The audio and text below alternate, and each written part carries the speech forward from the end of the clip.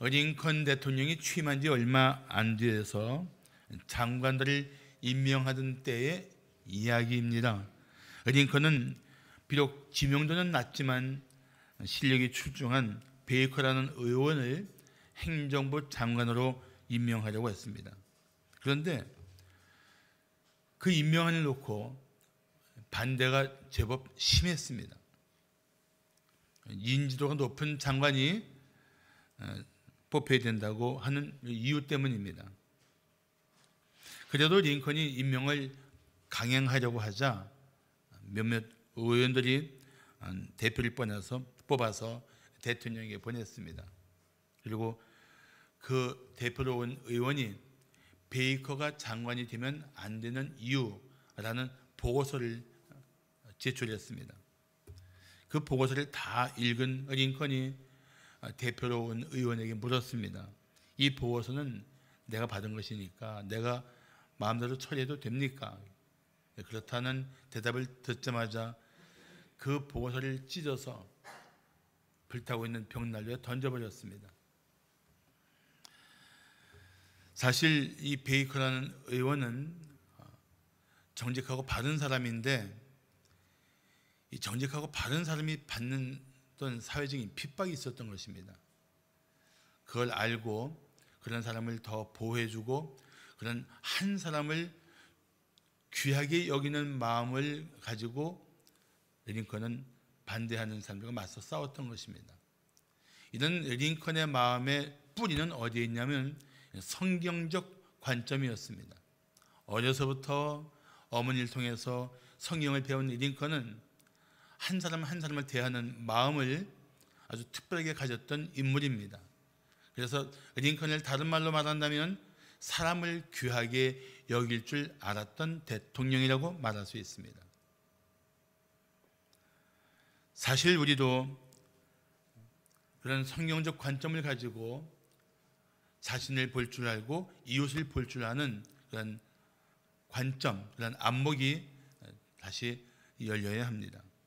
오늘 5절을 보시면 소망이 우리를 부끄럽게 하지 아니함은 우리에게 주신 성령으로 말미암아 하나님의 사랑이 우리 마음에 부은 바 됨이니라고 말씀하고 있습니다. 여기에 붓다라는 단어가 아주 특별한 단어입니다. 이것은 넘치도록 쏟아붓는 것을 말합니다. 다른 말로 표현하자면 바짝 마른 논에 집중 호우를 내려서 흥건히 적시는 그런 정도의 쏟아붓는 것을 말합니다. 우리 사랑은 심히 메마르고 우리 심령에는 미움과 분노가 너무 가득합니다. 그래서 누군가를 사랑하는 것이 좀처럼 쉽지 않습니다. 이런 우리 심령에 예수를 믿으면 성령으로 말미암아 내 안에 이 하나님의 사랑이 쏟아붓는 것처럼 임하는 거예요. 그래서 예수를 만나기 전에는 사랑할 수 없다는 고통을 갖고 살던 사람이 사랑할 수 있는 사람으로 변합니다. 놀랍게 변합니다. 그래서 이 사랑을 우리가 다시 회복해야 되는데 이 사랑을 회복하는 방법은 하나님과 관계가 회복돼야만 이 사랑이 회복될 수가 있어요. 그래서 오늘 우리 박필자 권사님이 봉독해 주신 말씀의 6절부터 11절은 우리가 받는 하나님의 사랑이 얼마나 크고 놀라운 것인지를 다시 한번 밝혀주고 있습니다. 사랑하는 성도 여러분, 하나님의 사랑, 우리가 상상할 수 없이 크고 놀라운 사랑입니다. 그 사랑이 얼마나 풍성한지를 알아야 합니다. 그래야 살면서 하나님의 사랑을 더 확신하게 됩니다. 내가 하나님의 사랑을 받고 있구나. 이 모든 것이 하나님의 사랑이구나. 이런 고백이 가능해지는 것입니다. 그리고 그 사랑을 확신하면서 우리는 하나님의 사랑을 의지하며 살아가게 되는 것입니다. 사실 우리가 하나님을 알지 못하고 그 사랑을 알지 못하고 또 하나님을 사랑하지 못하는 것은 인간이 가지고 있는 가장 큰 문제 중에 하나로 생각합니다. 그래서 토마스 머튼 목사는 이런 말을 했습니다. 우리는 우리를 불행하게 만드는 일들을 얼마든지 열거할 수 있다. 불행은 우리 일상에 넘쳐나는 것 같다. 그러나 사람에게 단 한 가지 진정 유일한 불행이 있다면 그것은 하나님을 사랑하지 않는 것이다 라고 말했습니다. 우리가 예수를 믿고 하나님의 사랑을 받고 또 하나님을 사랑하게 되면 상상할 수 없는 변화가 일어나요.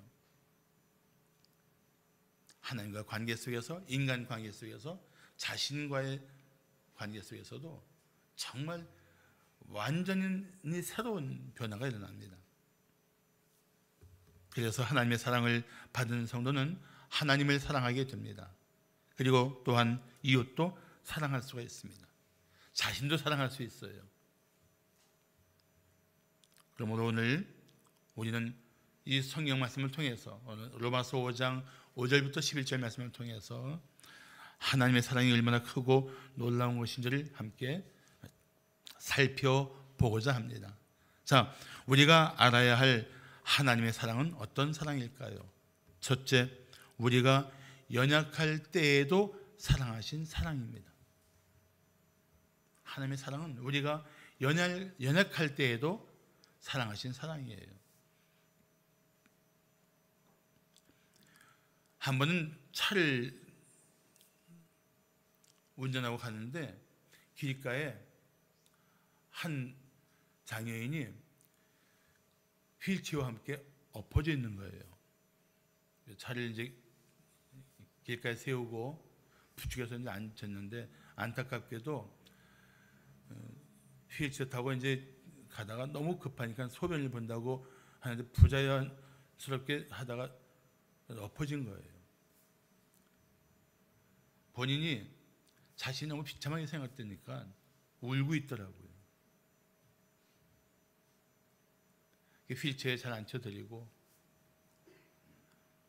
나는 목사인데 내가 위로할 수 있는 말이 별로 없다. 그런데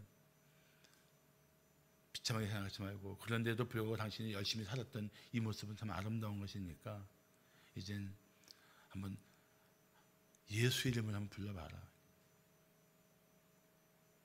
그런 고민을 해줬어요. 가면서 우리가 육체가 연약한 사람을 보면 그들의 어려운 형편을 보면 마음에서 우러나와서 도와주고 싶지 않습니까? 그런 거예요. 그런데 보이지 않는 가운데 영적인 연약한 존재들, 정신적으로 아주 심히 연약한 존재들이 늘상 우리 주변에 있습니다. 근데 그런 일들에 대해서 보이지 않는다는 이유로 우리는 무심하기 쉬워요. 우리 6절을 보시면 우리가 아직 연약할 때에 기약대로 그리스도께서 경건하지 않은 자를 위하여 죽으셨다고 말씀하고 있습니다. 이 연약하다는 단어가 아주 특별한 단어예요. 이 연약하다는 단어는 스스로 죄악을 대항할 힘이 없고 선을 행할 힘도 없는 무력한 상태를 말하는 단어입니다. 죄와 싸워야 되는데 그 죄를 이길 힘이 없어요. 그 연약함을 말합니다. 마음에서는 내가 이렇게 살아야 되는데 하고 선을 행할 소원은 있는데 그게 안 되는 거예요. 그게 연약함이에요. 그리고 스스로 구원할 능력도 없는 상태, 이 무력한 상태를 성경은 연약하다고 말합니다. 우리가 그렇게 연약해서 죄를 이길 힘도 없고 선을 행할 힘도 없이 무력하게 살고 있는 그런 상태에 있을 때 하나님은 그런 나를 사랑하신다는 거예요.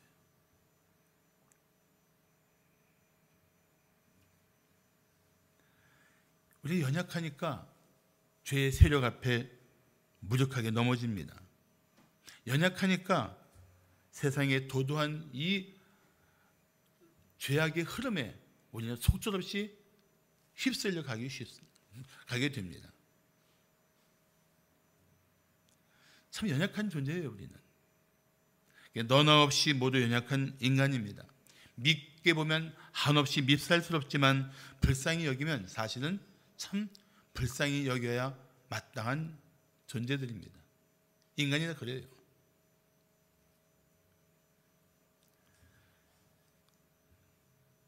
이런 이야기가 있습니다. 메마르고 아주 척박한 사막에 한 마을이 있었습니다. 그 마을에 물은 부족하지만 그 마을 사람들에게는 아무런 걱정이 없었습니다. 그 마을 얕은 둔턱에 있는 마르지 않는 우물의 주인인 토비아스가 모든 사람들에게 아낌없이 물을 나눠 주었기 때문입니다. 어느 날 토비아스는 사랑하는 아들과 함께 여행을 떠나면서 하인에게 우물 관리를 맡겼습니다. 그런데 하인이 며칠 동안 지켜보니까 마을 사람 중에 착하게 사는 사람도 있는가 하면 정말 나쁜 사람들도 있는 거예요. 그 하인의 마음 가운데 갑자기 울컥하는 마음이 생겼어요. 불끈하는 마음이 생긴 거예요. 이들에게 똑같이 물을 주는 것은 불공평하다 하고 자기가 판단해서 나쁜 사람들에게 물을 끊었습니다. 며칠 후 여행에서 먼저 돌아온 토비아스의 아들이 아버지의 뜻을 어긴 하인을 아주 심하게 꾸짖고 모든 사람들에게 다시 우물을 허용했습니다. 그러자 이번에는 그 못된 하인 때문에 물 공급받지 못했던 사람들이 찾아와서 그 하인을 혼내주고 거기 물을 주지 말자고 제안을 하는 거예요. 그때 토비아스의 아들은 고개를 가로젓고 이렇게 말했습니다. 나쁜 사람이든 실수를 한 사람이든 마을의 모든 사람에게 물을 주는 것이 아버지의 명령입니다. 여기에는 그 어떤 예외도 존재하지 않습니다. 사실 이 얘기는 미국의 유명한 저술가인 맥스 루케이도가 쓴 토비아스의 우물이라는 글에 나오는 이야기입니다. 하나님이 그래요. 하나님이 그렇게 사랑하십니다. 하나님은 우리가 지독히 연약한 걸 알면서도 사랑하십니다. 이 사랑이 얼마나 놀라운 사랑입니까?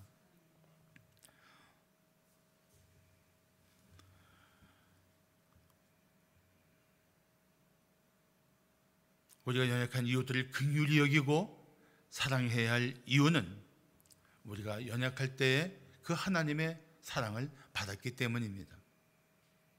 그 6절의 연약한 자는 곧 경건하지 않은 사람을 말합니다. 왜냐하면 연약하기 때문에 경건하게 살 수가 없는 것입니다. 그런 사람을 미워하는 것은 성도답지 못한 태도입니다. 물론 꼴보기도 싫고 좋아할 수 없는 삶의 태도를 가진 사람을 사랑하는 것이 우리의 마음으로는 쉽지 않지만 우리는 적어도 그런 연약한 인생들을 긍휼히 여기는 마음을 가져야 합니다. 그래서 하나님이 나같이 연약한 인생을 사랑하셨는데 나도 그 은혜를 입은 사람답게 연약한 인생들을 사랑하고 돌보고 섬겨야겠구나. 이게 성도들의 결단이 되어야 돼요. 특히 부부끼리 서로 연약한 점을 긍휼히 여기십시오. 부모는 자녀의 연약함을 정죄하지 말고 가슴 아프게 생각하면서 오히려 그 자녀들을 위해 눈물로 기도하십시오. 이웃들 중에도 정말 연약한 이웃들이 있기 마련입니다. 교회 안에도 그런 지체들이 있을 수 있습니다. 하나님은 연약한 나를 사랑하시고 그리고 우리에게 말씀하십니다. 이제는 내가 그들을 사랑하라. 그게 하나님의 뜻입니다.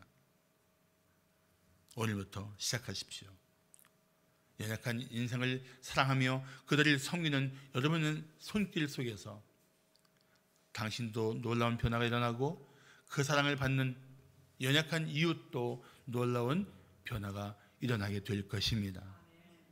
자, 우리가 알아야 할 하나님의 사랑은 어떤 사랑일까요? 둘째, 우리가 죄인일 때에도 사랑하신 사랑입니다. 우리가 죄인일 때도 사랑하셨어요. 미국 사우스캐롤라이나에 있는 셀리는 아이를 낳다가 갑자기 혼수 상태에 빠졌습니다.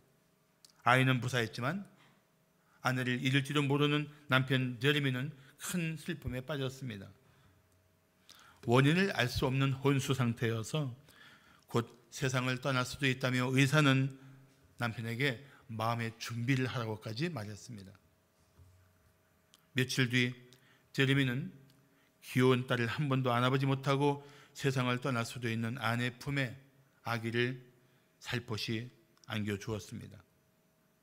엄마의 품에 안긴 아기는 새근새근 잠이 들었고 잠시 후에 울면서 깼는데 그 순간 기적이 일어났습니다. 아이의 울음소리를 들은 셀리의 심장박동이 점점 더 강해지면서 서서히 의식이 회복되기 시작한 것입니다. 일주일이 지나 완전히 회복한 셀리는 아이가 5살이 된 지금도 건강하게 살고 있습니다. 의학적으로는 설명할 수 없습니다. 적어도 이 한 가지 단어에 사람들은 긍정을 합니다. 사랑의 힘이야. 사랑의 힘이야. 맞습니다. 사랑은 힘이 있어요. 사랑은 사람을 변화시키고, 사랑은 죽어든 사람을 살리고, 사랑은 관계를 회복시키고, 사랑은 이웃들의 삶에 놀라운 은혜를 베풀 수 있는 사랑의 힘이 있단 말이죠. 사랑의 힘이 있어요. 우리 인간의 사랑에도 힘이 있다면 하물며 우리를 향한 하나님의 사랑에는 얼마나 강력한 힘이 있겠습니까? 얼마나 놀라운 권세가 있겠습니까? 난 그 하나님의 사랑의 힘을 믿어요.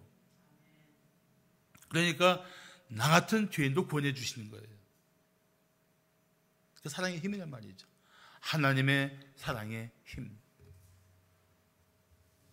오늘 7절을 말씀하기를 의인을 위하여 죽는 자가 쉽지 않고 선인을 위하여 용감히 죽는 자가 혹 있거니와. 6 끝나는 게 섭섭한데 저는 여기다 이렇게 말씀을 붙이고 싶어요. 누가 죽어마땅한 죄인을 위해 대신 죽겠느냐. 이건 제가 붙인 거예요. 이렇게 붙여서 한번 읽어보겠습니다. 의인을 위하여 죽는 자가 쉽지 않고 선인을 위하여 용감히 죽는 자가 혹 있거니와 누가 죽어마땅한 죄인을 위해서 대신 죽겠느냐? 아무도 안 죽을 거라는 것입니다. 그런데 뜻하지 않게 하나님이 죽어마땅한 죄인을 사랑하시고 놀라운 일을 하셨습니다. 자, 8절을 우리 다 함께 번역해 볼까요? 시작. 우리가 아직 죄인 되었을 때에 그리스도께서 우리를 위하여 죽으심으로 하나님께서 우리에 대한 자기의 사랑을 확증하셨느니라. 아멘. 우리가 죄인 되었을 때, 죽어마땅한 삶을 살고 있을 때 그리스도가 예수님이 우리를 대신하여 죽게 하심으로 하나님은 우리에 대한 사랑을 확실하게 보여주셨다는 것입니다. 자, 어머니라면 자녀를 살리기 위해서 얼마든지 대신 죽음을 택할 것입니다. 내 아들을, 내 딸을 살릴 수 있다면 내가 대신 죽겠습니다. 얼마든지 생명을 내줄 수 있는 존재가 어머니란 말이죠. 아버지는 섭섭하겠지만 일단 어머니에 집중합시다. 왜 그렇습니까? 남들이 죽여야 한다고 손가락질해도 그 비난받는 자녀가 자기가 사랑하는 자녀이기 때문에 그렇습니다.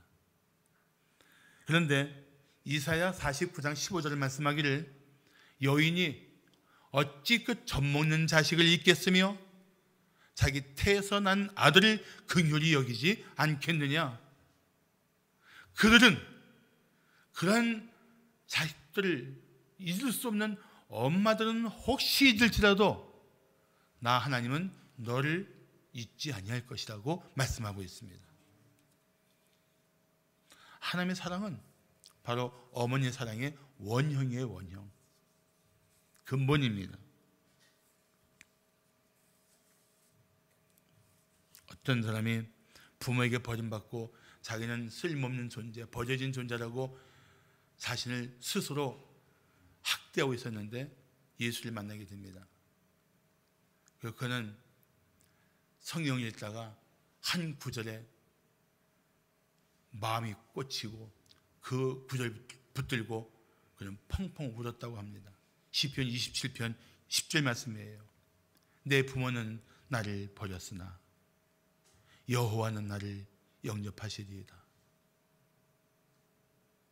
부모에게 버림받은 한 사람이 하나님께서 자기를 기쁘게 맞이해 주시고 영원히 사랑하신다는 이 사실 앞에 그는 마음을 열고 하나님께 돌아왔던 것입니다. 하나님의 사랑은 세상의 어떤 사랑보다도 완전하고도 영원합니다.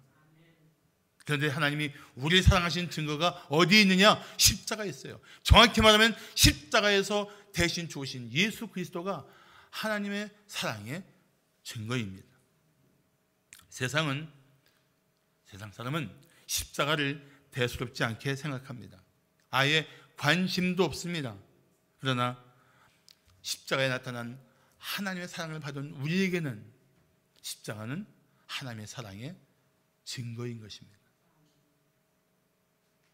예수님은 그 십자가에서 우리를 위해 돌아가셨고 하나님은 그 십자가에서 오늘도 모든 사람들에게 말씀하고 계십니다.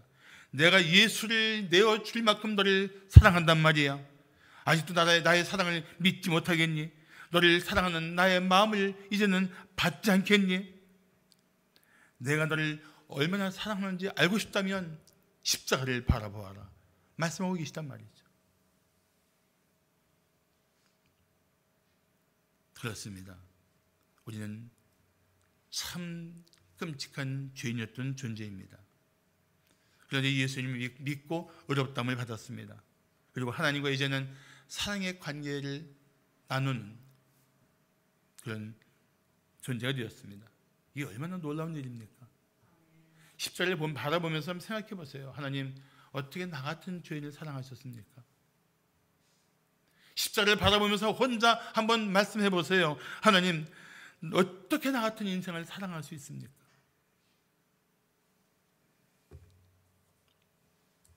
우리가 하나님의 사랑을 알면 알수록 자신의 죄와 죄책감을 훌훌 벗어버리게 될 것입니다. 그리고 삶은 새로워질 것입니다. 당신을 사랑하시는 하나님 앞으로 더 가까이 나오십시오. 마지막으로 우리가 알아야 할 하나님의 사랑은 어떤 사랑일까요? 셋째, 우리가 원수 되었을 때도 사랑하신 사랑입니다.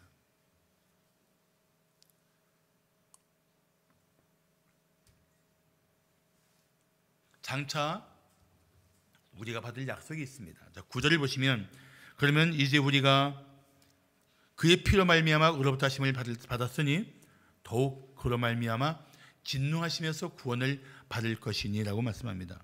자, 여기 보세요. 진노하시면서 구원을 받을 것이다. 이제 신약 성경에서 구원을 받을 것이다라고 말하는 미래형이 있어요. 미래형. 아니 우리는 이미 예수 믿고 구원 받았는데 왜 또 구원을 받을 것이라고 미래형을 말씀하고 있느냐? 예수를 믿는 순간 우리는 모든 죄의 형벌로부터 자유를 얻었지만 미래에 임할 구원은 예수님이 다시 오실 때 우리가 이 죄의 존재로부터 완전히 분리돼서 죄로부터 완전히 떠나는 이 완전한 구원을 미래의 구원이라고 말합니다. 이걸 다른 말로 영화라고도 합니다. 영화. 예수님 다시 오실 때 우리는 영광스러운 존재로 변화한다는 것입니다.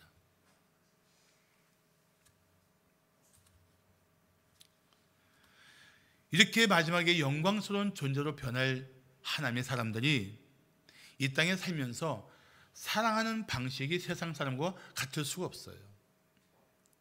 달라야 돼요.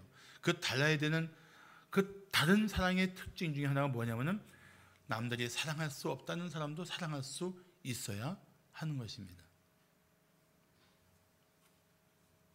세상은 사랑스러운 사람만 사랑하고 사랑할 이유가 있을 때 사랑합니다.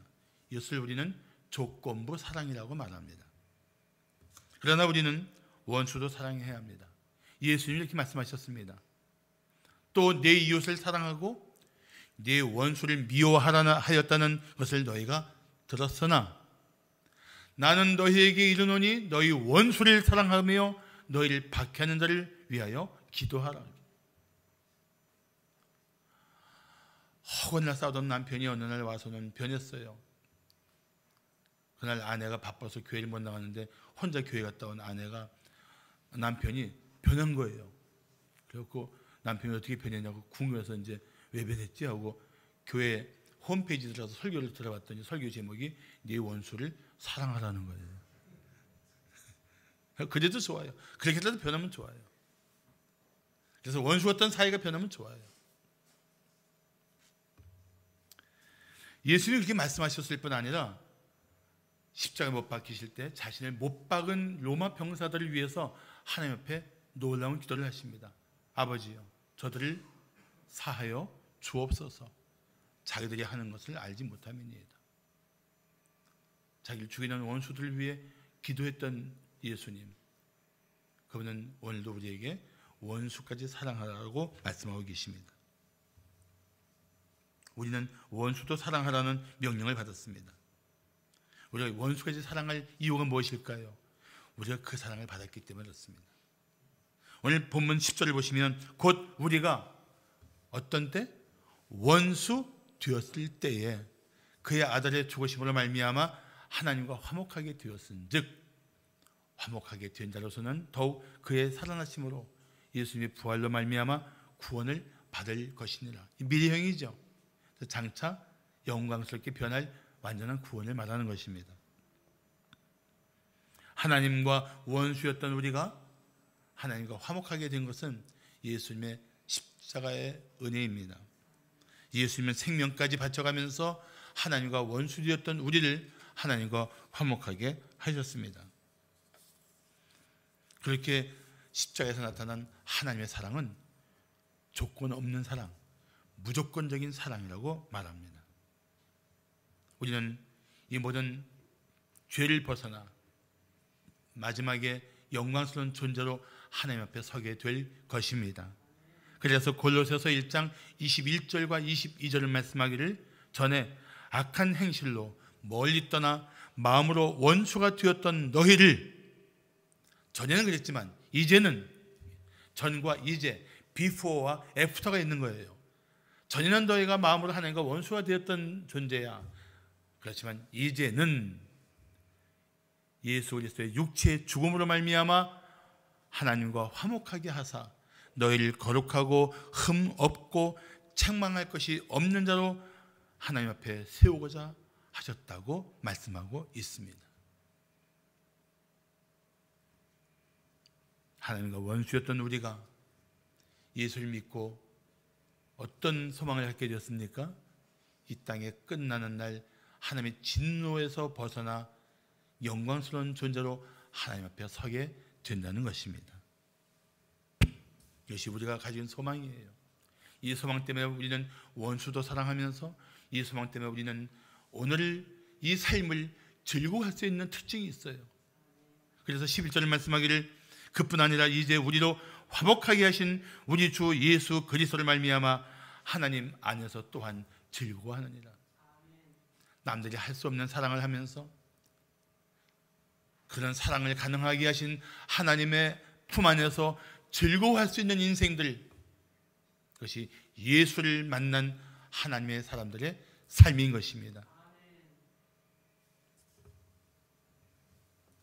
사랑하는 성도 여러분, 이런 삶의 소망, 이런 삶의 기쁨을 누리기 원한다면 당신을 하나님과 화목하게 하기 위해서 십자가에서 대속의 죽음을 주신 예수를 믿으십시오. 그러면 당신의 삶에도 이런 놀라운 소망, 놀라운 기쁨이 하나님의 사랑 가운데 부어지게 될 것입니다. 기독교 역사 속에 참 못된 인간 하나가 있습니다. 만이교라는 이단을 섬기고 방탕한 생활로 여자들과 함께 난잡한 교제를 하고 그 아들을 위해 기도하는 어머니 가슴에 대못을 박았던 어거스틴이라는 인물입니다. 그런데 그가 어머니 기도 가운데 돌아와서 기독교 역사 속에 아주 위대한 인물이 됩니다. 그런데 그 어거스틴이 이런 고백을 했습니다. 하나님은 사랑스럽지 않은 자를 사랑하심으로써 나를 사랑스러운 자로 만들어 주셨다. 그게 어거스틴의 고백이에요. 여러분 아십니까? 예수를 믿는 성도는 다 지극히 사랑스러운 존재입니다. 생각해 보십시오. 우리가 연약할 때도 하나님을 사랑하시고, 우리가 죄인일 때도 사랑하시고, 우리가 원수 되었을 때도 우리를 사랑하신 하나님이 지금은 하나님의 자녀가 된 우리를 얼마나 사랑하시겠어요. 이 사랑 믿으십시오. 이 사랑을 기뻐하십시오. 하나님은 당신을 무한히 사랑하십니다. 영원히 사랑하십니다. 그래서 우리는 하나님의 사랑을 절대 의심하지 않고 오히려 하나님의 사랑을 받은 우리끼리 더 사랑해야 합니다. 불완전하고 연약한 존재이지만 우리는 서로 사랑해야 합니다. 토마스 제퍼슨은 이런 말을 했습니다. 우리 중에 완전한 사람은 없되 단 한 사람도 없으니 만일 우리가 불완전한 사람을 아무도 사랑하지 않는다면 세상은 사랑의 황무지가 될 것이다. 그렇습니다. 우리는 하나님의 놀라운 사랑을 받았습니다. 이제는 우리가 그 사랑을 받은 성도답게 서로 사랑해야 합니다. 연약한 이웃들, 죄악에 빠진 이웃들, 아직도 미성숙한 믿음을 가진 지체들을 우리는 조건 없이 사랑해야 합니다. 그럴 때 세상은 우리의 사랑을 주목하게 될 것입니다. 요한복음 13장 34절과 35절에서 예수님은 이렇게 말씀하셨습니다. 새 계명을 너에게 주노니 서로 사랑하라. 내가 너희를 사랑한 것 같이 너희도 서로 사랑하라. 너희가 서로 사랑하면 이로써 모든 사람이, 세상 사람들이 너희가 내 제자인 줄 알리라.